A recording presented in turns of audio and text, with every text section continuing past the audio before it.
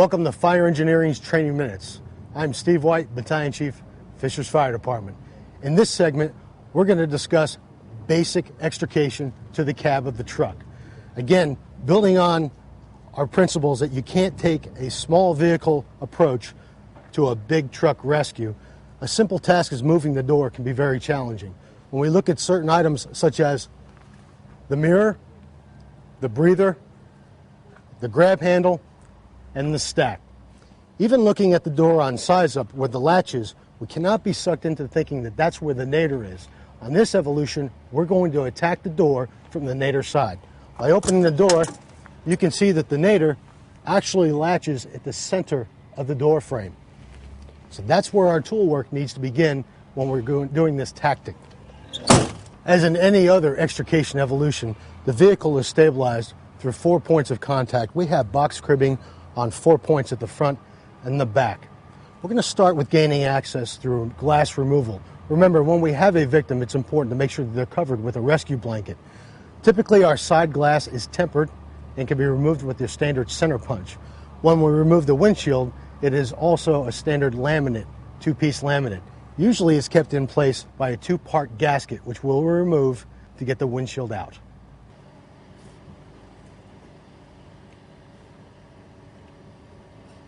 There are several different ways that we can remove the laminated glass through the gasket. One is pulling the center bead and making that gasket loose. And ultimately, the goal is that we're trying to take it out without having to use a glass tool, which reduces the amount of small pieces of particle and glass that are associated with using a glass tool.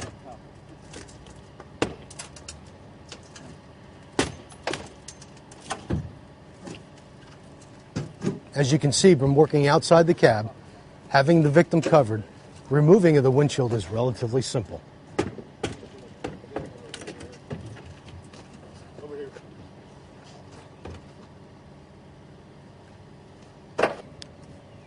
In this step, working as a team, we're going to remove the stack.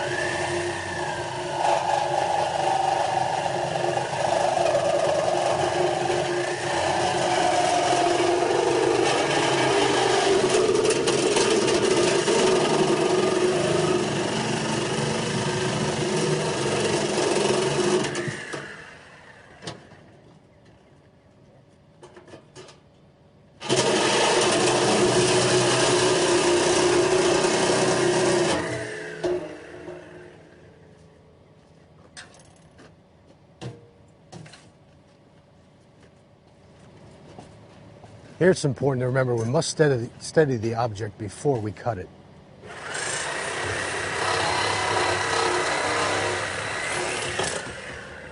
Dropping the object down under control and then carrying it away is a good, safe approach.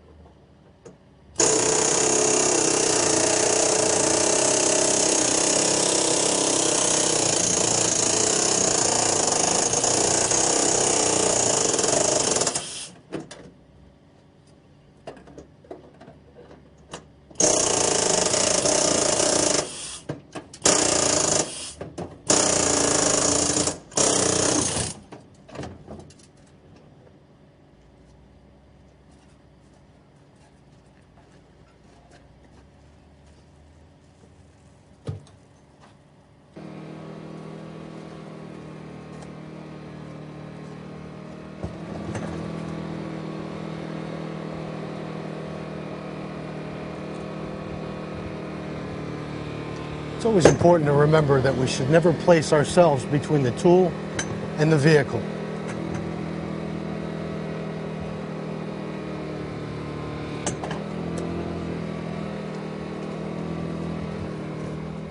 Now we have all the obstacles removed from our means of attacking the door at the nadir pin. One thing I want to point out in Evolution was that we used a combination of tools, powered hydraulics, sawzalls, and chisels, which could all be used on these various components. The next step is to attack the nadir in the door and get it removed. One thing that we want to point out, as you can see, the use of the ladder is pretty critical for rescuer safety. As an alternative, you could bring in a flatbed wrecker, which provides a base of stability for the rescuers when operating their tools. Otherwise, we'll be working above our waist, which is where our common point is for attacking cars, but now we're going to be a bit higher. We can also do that with an aim-frame ladder, but by using a flatbed wrecker, we provide a suitable base for our personnel, our equipment, and even to the final step when you remove the victim, because just imagine trying to get a victim out of that seat with a great deal of height to overcome. The flatbed wrecker, when special called for, can address a lot of these challenges for rescuers in big truck extrication.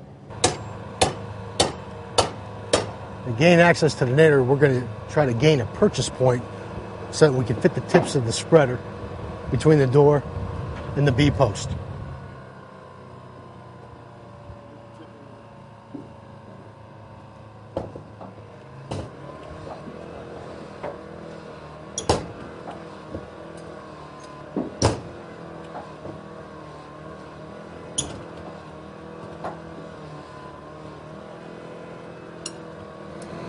Gaining access to the nadir can be very challenging, so starting at the top of the door frame and tunneling your way down is usually your best approach. Once the nadir is exposed, we can either continue attempting to spread, or we can gain enough room to get the cutters in to cut the door from the nadir.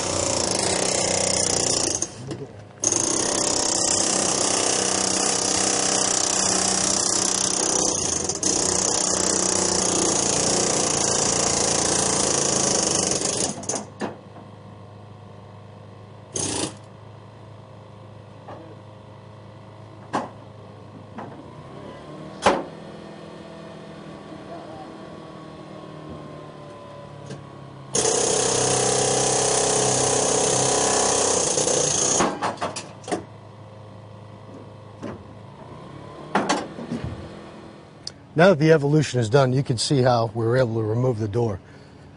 Attacking from the nadir pin really is very challenging. A good alternative option would be to go from the hinge side. So rescue being the science of alternatives, you've got to be able to take from this evolution what the actual impact or the accident will give you. The use of the flatbed wrecker, again, proved its worth in providing a safe base for rescuers to keep their tools at their waist, not bringing it above their waist, having a good platform for balance and control, and had we had a victim to be able to package and remove onto the platform to the edge to awaiting personnel to take to transport to the hospital. That concludes this segment for Training Minutes. We'd like to thank Holmatro for sponsoring the segment.